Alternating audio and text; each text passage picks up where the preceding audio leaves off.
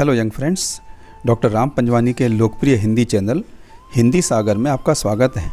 आज हम चर्चा करेंगे कक्षा 10 CBSE के पाठ्यक्रम में सम्मिलित काव्यांश राम लक्ष्मण परशुराम संवाद की, जिसे तुलसीदास जी ने लिखा है।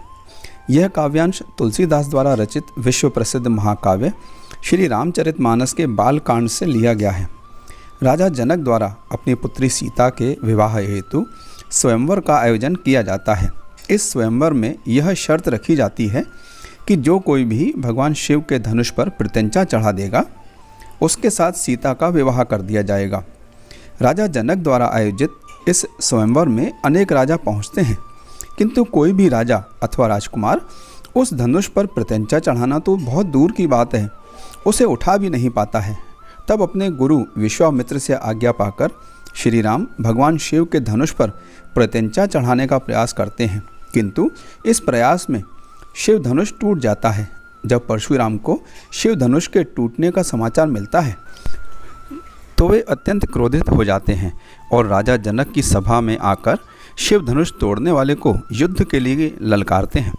श्री राम उनके सामने विनम्रतापूर्वक यह स्वीकार करते हैं कि यह गलती उन्हीं से हुई है और वे उनके दास हैं, किंतु क्रोधित परशुराम यह बात नहीं समझ पाते और धनुष तोड़ने वाले को राजाओं के समूह से अलग बिठाने के लिए कहते हैं। क्रोधित परशुराम के कटु वचनों का उत्तर लक्ष्मण अपने व्यंग्य बाणों से देते हैं, जिससे परशुराम का क्रोध और बढ़ जाता है। अंत में महर्षि विश्वामित्र के द्वारा परशुराम को समझाने तथा श्री राम के शीतल वचनों से परशुराम का क्रोध शांत हो जाता है। इस काव्यांश में महाकवि तुलसीदास जी द्वारा सीता स्वयंवर के अवसर पर शिव धनुष टूटने से क्रोधित परशुराम का रौद्र रूप का वर्णन किया गया है।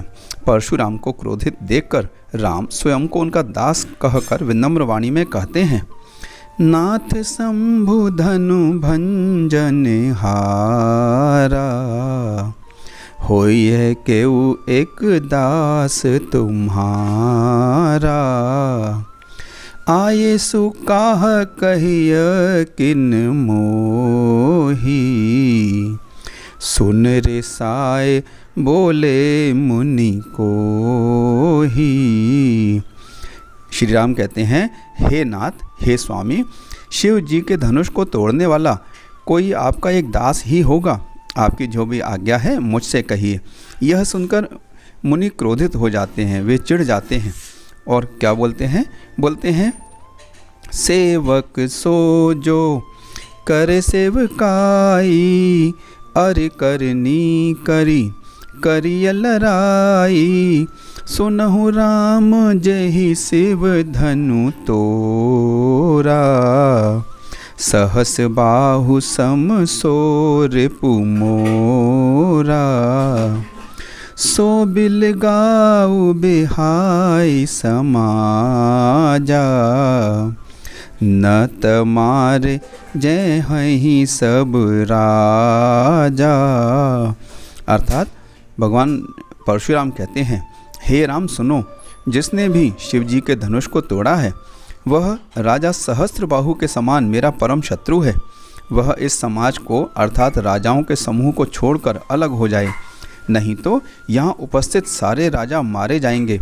परशुराम के ऐसे वचन सुनकर लक्ष्मण जी मुस्कुराने लगे और व्यंग बाण चलाते हुए कहते हैं, सुने मुने बचन लखन मुस्काने, बोले परशु धरहि अवमाने, बहुधनु ही तोरी लरकाई, कबहु न असरिस कीने गोसाई, यही धनु पर ममता केहु हेतु, सुन रे साय कह भृगुकुल केतु। लक्ष्मण जी ने मुस्कुराते हुए व्यंग बाण चलाते हुए कहा, हे महामुनि, बचपन में हमने ऐसी बहुत सी धनुई अर्थात बच्चों के खेलने के छोटे छोटे धनुष तोड़े हैं, किंतु आपने कभी ऐसा क्रोध नहीं किया। इसी धनुष पर आपकी इतनी ममता किस कारण से है? यह सुनकर भृगुवंश की ध्वजा स्वरूप परशुराम और क्रोधित होकर कहने लगे, रे नृप बालक काल बस, बोलत तो ही न संभार। धनु ही सम त्रिपुरारि धनु, विदित सकल संसार। परशुराम और क्रोधित होकर कहने लगे, अरे राजपुत्र, राजकुमार, तू काल के वश में होकर ऐसे बोल रहा है। तुझे बोलने का कुछ भी होश नहीं है कि तू क्या बोल रहा है। सारे संसार को पता है कि शिवजी का यह धनुष कितना महत्वपूर्ण था, कितना महान था। तुम उसे धनु ही के समान कहकर इसका अपमान कर रहे हो।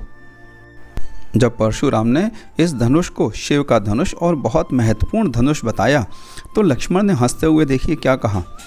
लखन कहा हंस हम रे जाना, सुनहु देव सब धनुष समाना। का क्षति लाभ जून धनु तोरे, देखा राम नयन के भोरे। छुवत टूट रघुपति हुन दोसु, मुन बिन काज करिय कत रोसु। लक्ष्मण ने हंसते हुए कहा, हे देव, हमारी जानकारी में तो सभी धनुष एक समान ही हैं। इस पुराने धनुष को तोड़ने से क्या लाभ अथवा क्या हानि।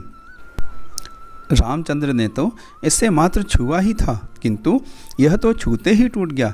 इसमें रघुनाथ का कोई दोष नहीं है। हे मुनि, आप बिना कारण ही इसलिए क्रोध कर रहे हैं। महर्षि परशुराम ने अपने फरसे की ओर देखते हुए कहा, बोले चितै परशु की ओरा, रे सठ सुने ही स्वभाव न मोरा। बालक बोल बधो नहीं तो ही, केवल मुनि जड़ जानहु मोही। महर्षि परशुराम ने अपने फरसे की ओर देखते हुए कहा, अरे दुष्ट बालक, तुमने मेरे स्वभाव के बारे में सुना नहीं है। मैं तुम्हें बालक जानकर नहीं मार रहा हूँ, तुम्हें क्षमा कर रहा हूँ। अरे मूर्ख, क्या तुम मुझे निरा मुनि ही समझते हो? मैं बाल ब्रह्मचारी तथा अत्यंत क्रोधी स्वभाव का हूँ। बाल ब्रह्मचारी अति कोही, विश्व विदित क्षत्रिय कुल द्रोही।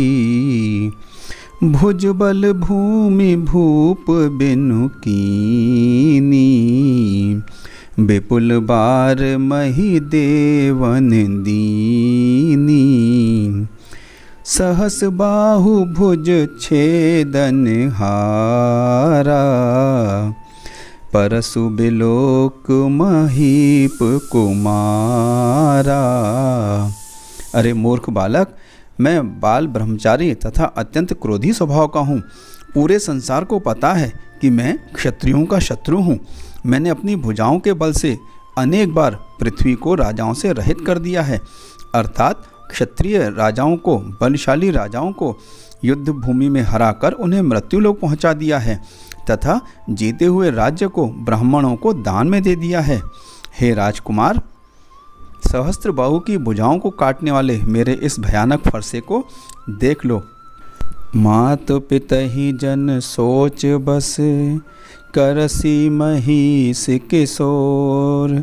गर्भन के अर्भक दलन, परशु मोर अति घोर। परशुराम कहते हैं, अरे राजकुमार, तुम अपने माता पिता को शोक हो ऐसा काम न करो, अर्थात अपने माता पिता को दुख पहुंचाने वाला काम न करो। मेरा फरसा बहुत भयानक है, इससे गर्भ में स्थित शिशु भी मृत्यु को प्राप्त हो जाते हैं। इस पद में भगवान परशुराम अपने फरसे की भयानकता का चित्रण कर रहे हैं तथा लक्ष्मण को भयभीत करने का प्रयास कर रहे हैं।